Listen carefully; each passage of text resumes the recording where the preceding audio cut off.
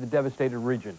Florida Governor Lawton Childs had already mobilized all of the state's National Guard, but that was not enough, and the governor requested federal assistance. The toll has been devastating. In minutes, property was reduced to rubble. $15 to $20 billion in damage. More than 250,000 people homeless. And there are complaints. To quit playing like a bunch of kids and victimizing us in the process. Get those goods and services down here. It's no secret. We need it. And sort out your political feuds afterwards. President Bush toured Florida this week and promised $10 million in immediate financial assistance. Those are taxpayer dollars, so we all pay. But that leaves a lot of money to be made up by insurance companies. In Florida and Louisiana, 10,000 claims a day are coming in already. Could this storm cause its own financial disaster for insurance companies? But this is the business that we're in to be in. Insurance is meant to cover people in catastrophes, so we have the financial ability to cover these catastrophes. There are 1,000 additional claims adjusters in Florida now, but nearly 250,000 people are homeless. Supplies of necessities are scarce and tempers are short. Many people are staying in some of the 300 shelters set up by the Red Cross, but that organization is in dire financial straits.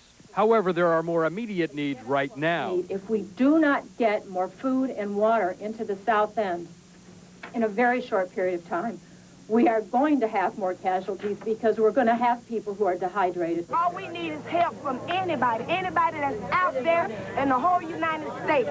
And help is on the way tonight from the United States government. At the Pentagon, officials announced additional supplies were leaving tonight. Things like a supply barge from Guantanamo Naval Base in Cuba containing $645,000 worth of supplies, such as food and beverage items, pillows, eating utensils, and other sundry items. We're also providing 3 aeromedical evacuation helicopters to support the Health and Human Services disaster medical assistance teams in the area. And in the area, there are other serious problems. The city has a shortage of cash. Automated teller machines have run out of money, and they need power to continue. Power outages are keeping many banks closed. There are also reports of price gouging on items that are in high demand right now, including plywood and portable generators. And you hate to hear those stories. Oh, you really do. Thanks a lot, Rich. Hurricane Andrew may be over, but it will be a long time before it's forgotten. As Brian Cabell reports, today in Florida, there was tragedy in the midst of recovery. It was a tragedy within a tragedy. A relief plane loaded with supplies collected from citizens in Broward County north of Miami crashed shortly after takeoff. Pray to God they're all right. Pray to God they're all right. They weren't all right. 2 people on the plane dead, 1 injured. A mercy mission that ended on a suburban rooftop. Supplies may be slow in arriving, but there's no shortage of compassion. All right, and you need something for yourself? Here. Homestead, Florida, a mountain of boxes filled with food, clothes, toys, anything a devastated population might need. And when we see all these fantastic people in America who are interested in our need, our time of need, I am just overwhelmed. Authorities may be overwhelmed as well, but at least these goods, donated by the Red Cross and ordinary people, are getting to the needy. Take care. Thanks. You're welcome. Have a nice day. Water, a precious commodity, donated and then distributed street-side by Borden. A couple hospitals were shut down by the hurricane, so field hospitals have been set up. This one at a senior center. The staff, entirely volunteer. People who just want to help out. Many from North Carolina. Dr. Charles Augustus from Homestead itself. I will never, ever forget Andrew, and I'll never forget all these people coming together. Dr. Augustus's own office was devastated by Andrew, but he's here. The others, fatigued and overworked, are here, free of charge, because thousands of Andrew's victims need them. Brian Cabell, CNN, Homestead, Florida. Now to the devastation in Louisiana. Today, many made their way back to their homes to inspect the damage. Residents here faced a double blow. The wrath of Andrew, plus tornadoes spun off by the storm. Federal officials say it's too early to begin assessing the damage. While the squabble over relief efforts intensifies in Florida. National Guard, Steve Handelsman has a live report from Homestead, Florida. Steve? Good evening. This is a federal emergency medical team here in Homestead, Florida. Since Tuesday, this has been the largest federal presence in this devastated community. But the announcement by the president tonight will change that.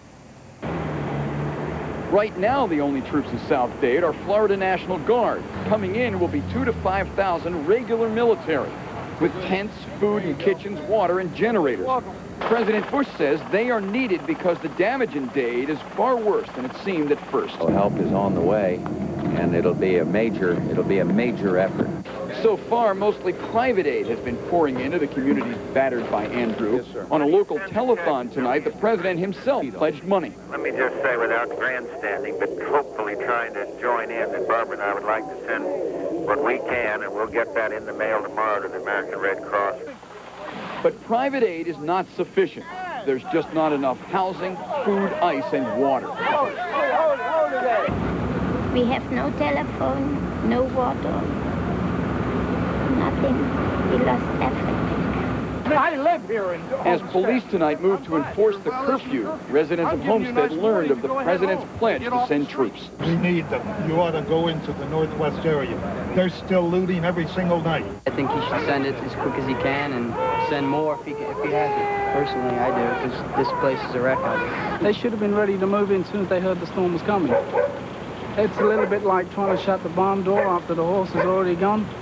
The looting started the day the storm finished. They should have been here waiting. Back live now, the troops are set to arrive here in South Florida tomorrow, and they'll be warmly welcomed by most people here. I'm Steve Handelsman reporting live from Homestead, Florida.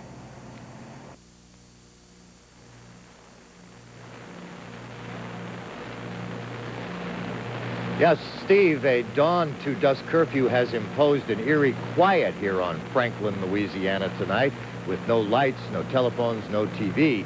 The people here have now begun to wonder how they will start all over again.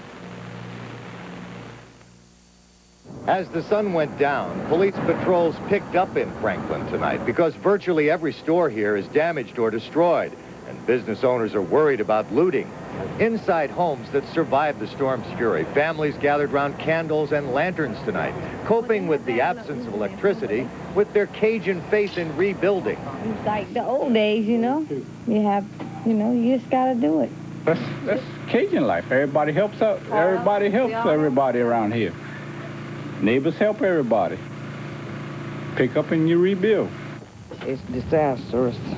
This woman was disgusted by what she found when she returned home today after fleeing north from the storm. Disgusted, but not bowed. We're not giving up. We're survivors. I've survived the death of my husband. I've survived being poor. We stuck together, the four of us, and we're going to stick together through this. Franklin is home to some 10,000 people who live modestly among the sparsely populated bayous. And even those who returned home to only minor damage today aren't letting it bother them. When I left, I figured if it failed, we just had to start all over again. I mean, this is replaceable. In my mind, this is materialistic. This is all replaceable. By their officials that it may be up to 3 weeks before their electricity is restored. But even that bad news hasn't seemed to put a dent in what these people are calling their Cajun attitude. Paul Hogan reporting live from Franklin, Louisiana. All right, Paul, thank you. Thanks very much. And as you notice, we had some transmission problem there. We apologize for that. The president's order was prompted by the relative inefficiency of the relief effort. Carrie Sanders of our sister station WTVJ in Miami asked the military what is going on. I mean, do you have orders like on an hour-by-hour basis, day-by-day basis? What have you all been up to? Partner, believe me, I need to refer you down there to our OIC. Well, at Opelika Air Force Base, there are pallets of supplies just waiting to be distributed.